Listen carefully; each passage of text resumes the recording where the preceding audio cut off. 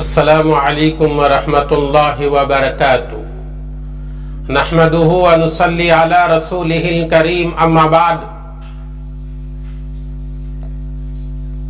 قال اللہ تبارک وتعالی فی القرآن المجید والفرقان الحمید اعوذ باللہ من الشیطان الرجیم بسم اللہ الرحمن الرحیم وإنک لعلی خلق عظیم صدق اللہ مولانا العظیم۔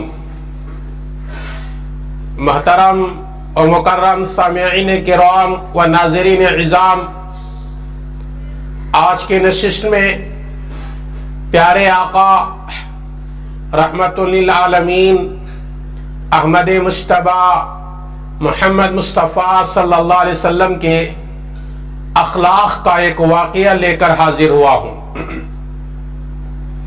امید کر رہا ہوں واقعہ مکمل طور پر سنیں گے اور عمل بھی کریں گے اور دوسروں کو عمل کی دعوت بھی دیں گے۔ حضور اکرم صلی اللہ علیہ وسلم کے اخلاق کی تعریف اللہ تعالیٰ نے قرآن مجید میں کیا ہے۔ قرآن مجید 29واں پارہ پہلے رکوع کی ایک آیت میں اللہ تبارک و تعالیٰ نے ارشاد فرمایا وَإِنَّكَ لَعَلَىٰ خُلْقٍ عَظِيمٍ، اے میرے محبوب آپ بڑے عظیم اخلاق کے مالک ہیں۔ میرے نبی کے اخلاق بڑے پیارے، میرے نبی ایسے اخلاق والے پتھروں کے مار کھا کر پھول برساتے تھے۔ اللہ کے نبی صلی اللہ علیہ وسلم کے اخلاق کے واقعات میں سیرت کی کتابوں میں ایک واقعہ یوں بھی لکھا ہے، جب آپ صلی اللہ علیہ وسلم نبی بن کر 6 سال ہو گئے، مکے کے اندر زندگی گزار رہی، مکے میں بڑے بڑے مشرکین سردار نبی کے دشمن بن گئے تھے۔ یہ ہمارے آب و اجداد کے دین سے لوگوں کو دور کر رہے ہیں، تو انہی دشمنوں میں ایک دشمن ابو جہل بھی ہے۔ ایک مرتبہ حضور اکرم صلی اللہ علیہ وسلم صفا پہاڑ کے بالکل قریب سے آ رہے ہیں، ابو جہل آیا اور حضور اکرم صلی اللہ علیہ وسلم کو برا بھلا کہنے لگا، گالی گلوچ دینے لگا۔ آپ صلی اللہ علیہ وسلم کوئی جواب نہیں دیے، آپ صلی اللہ علیہ وسلم کوئی جواب نہیں دیے، تو ابو جہل آگے بڑھا اور ایک پتھر لیا، حضور اکرم صلی اللہ علیہ وسلم کے سر پر مار دیتا ہے۔ آپ صلی اللہ علیہ وسلم زخم سے لہولہان ہو جاتے ہیں۔ قریب ہی عبداللہ بن جدعان کی ایک باندی یہ پورا منظر دیکھ رہی تھی اور سوچ رہی تھی اس بندے پر لوگ کیوں ظلم کر رہے ہیں جو یہ خدا کی عبادت کی دعوت دیتا ہے، لوگوں کو ظلم سے روکتا ہے، بیواؤں کے ساتھ اچھائی کا معاملہ کرتا ہے، یتیموں کے ساتھ اچھائی کا معاملہ کرتا ہے۔ جہاں ظلم ہوتا ہے ظلم کو دور کرنے کے ارادے ظاہر کرتے ہیں، ایسے آدمی پر ظلم لوگ کیوں کر رہے ہیں؟ یہ ابو جہل خامخواہ محمد صلی اللہ علیہ وسلم کو کیوں مار رہا ہے؟ آپ صلی اللہ علیہ وسلم سر کے خون سے لہولہان ہو جاتے ہیں اور کچھ بات کرے بغیر آگے بڑھتے ہیں۔ یہ عبداللہ بن جدعان کی باندی پورا منظر دیکھ رہی تھی اور سوچ رہی تھی اس کا تذکرہ میں کس سے کروں؟ یہ جو ظلم کر رہا ہے ابو جہل، اس ظلم کی شکایت میں کس سے کروں؟ سوچتے کھڑی تھی کہ دور دراز دیکھا حضور اکرم صلی اللہ علیہ وسلم کے چچا حضرت حمزہ رضی اللہ تعالی عنہ آ رہے ہیں۔ حضرت حمزہ کی عادت تھی کہ شکار کو جانا، شکار کو جا کر واپس آ رہے ہیں اور ہاتھ میں وہ شکار کھیلنے کا ہتھیار ہے۔ تو عبداللہ بن جدعان کی باندی حضرت حمزہ رضی اللہ تعالی عنہ سے عرض گزار ہوئی، اے قریش کے شیر، حضرت حمزہ کو قریش کے شیر کہا جاتا تھا، کہنے لگے اے قریش کے شیر، آج تمہارے بھتیجے محمد پر ابو جہل نے بڑا ظلم کیا ہے، خواہ مخواہ مارا، گالیاں دیا، یہاں تک کہ پتھر سے مارا، خون نکل گیا سر سے، لہولہان ہو گئے، اور تمہارے بھتیجے نے کوئی جواب نہیں دیا، چلے گئے۔ کیا تم ان سے بدلہ نہیں لوگے؟ ابو جہل کو جا کر نہیں پوچھو گے؟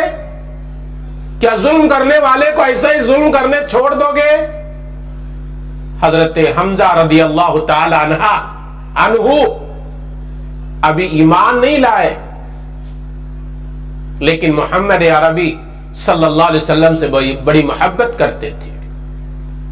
حضرت حمزہ کی عادت تھی، جب بھی شکار سے واپس آتے سب سے پہلے بیت اللہ کو جاتے اور وہاں ان کے سرداروں سے ملتے، اور اس کے بعد گھر کو جاتے۔ بیت اللہ کو داخل ہونے کے لیے آ رہے ہیں تو راستے میں باندی نے تمام واقعہ سنایا، تو حضرت حمزہ کہنے لگی اس کے گواہ کون ہے؟ کہنے لگی میں نے اپنے آنکھوں سے خود دیکھا ہے، ابو جہل محمد عربی پر ظلم کر رہا تھا۔ یہ سن کر حضرت حمزہ کو غصہ آ جاتا ہے۔ حضرت حمزہ رضی اللہ تعالی عنہ سیدھا ابو جہل کے پاس جاتے ہیں۔ ابو جہل اپنے دوستوں کے ساتھ مل کر، سرداروں کے ساتھ مل کر یہ داستان سنا رہا تھا، آج محمد کو میں نے اس طرح پیٹا ہے، اس طرح گالیاں دیا ہے، اس طرح ظلم کیا ہے۔ حضرت حمزہ جاتے ہی زبان کو بند کر لیتا ہے، اس لیے کہ حضرت حمزہ کا روب قریش کے ہر آدمی پر تھا، بڑے طاقتور، بڑے غصے والے۔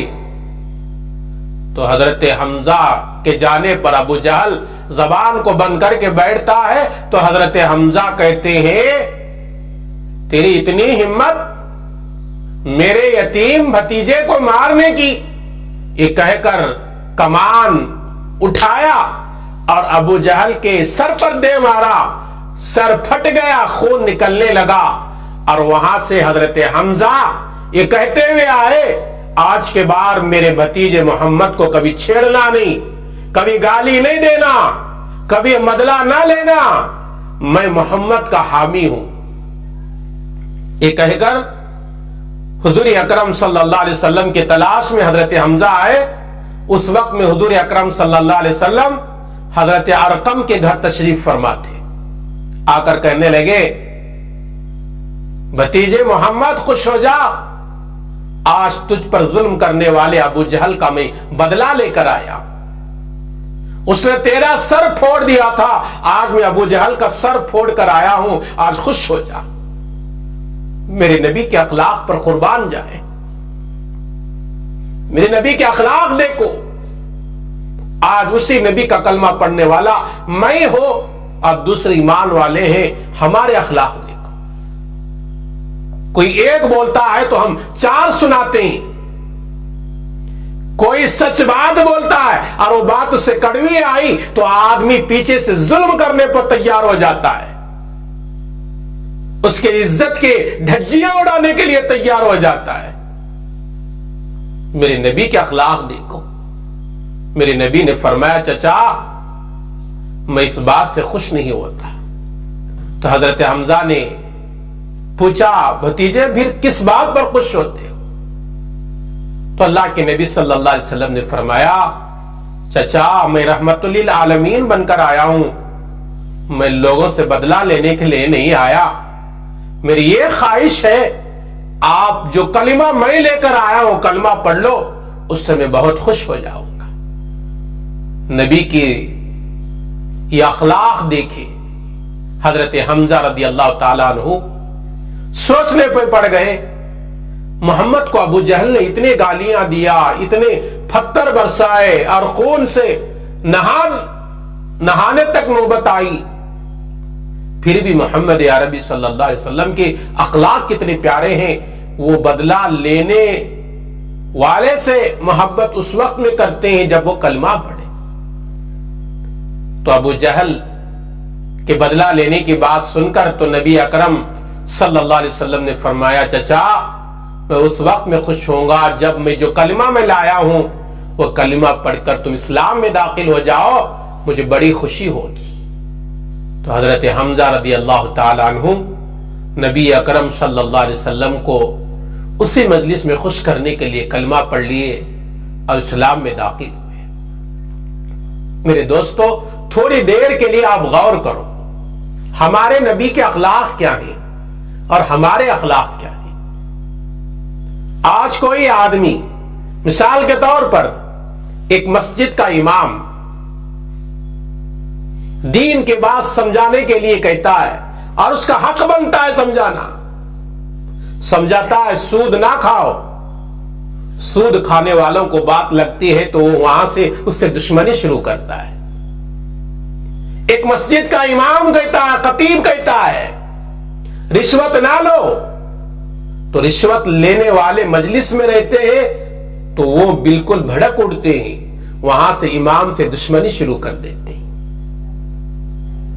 بیت المال کا مال خواہ مخواہ اڑانے والے کو کہتا ہے بیت المال کا مال یہ امانت ہے, اس کے اندر خیانت نہ کرو, تو یہ بات خیانت کرنے والوں کو لگ جاتی ہے, وہاں سے وہ دشمنی شروع کر دیتے ہیں اور اس پر ظلم کرتے ہیں اور ظلم کر کے خوش ہوتے ہیں. ہم نے اچھا کام کیا, اچھا کام نہیں ہے, ظلم ہے, یہ ظلم ہے. میرے نبی کے ادھر اخلاق دیکھو اور ہمارے اخلاق دیکھو, زمین و آسمان کا فرق ہے. آئیے اللہ سے دعا کریں گے اللہ تبارک و تعالی مجھے بھی میری ان باتوں کو سننے والوں کو اور ساری امت محمدیہ کو نبی اکرم صلی اللہ علیہ وسلم کے اخلاق کو اپنانے کی توفیق عطا فرمائے. آمین. السلام علیکم ورحمۃ اللہ وبرکاتہ.